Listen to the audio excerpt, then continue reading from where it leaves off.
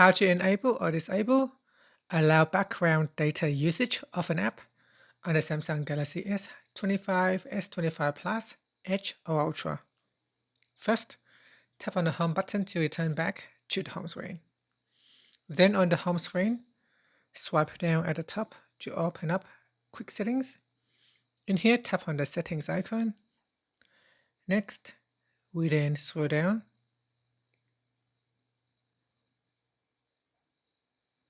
And from here, tap on Apps. Now in the list of available apps, tap on an app that you would like to manage. Then we scroll down. And in here, tap on Mobile Data or Cellular Data. Then tap on Allow Background Data Usage. Tap on the toggle button to disable or enable this feature. And that's it. After that, tap on the home button to return back to the home screen. Thank you for watching this video. If you find it helpful, please like and subscribe to my channel for more videos.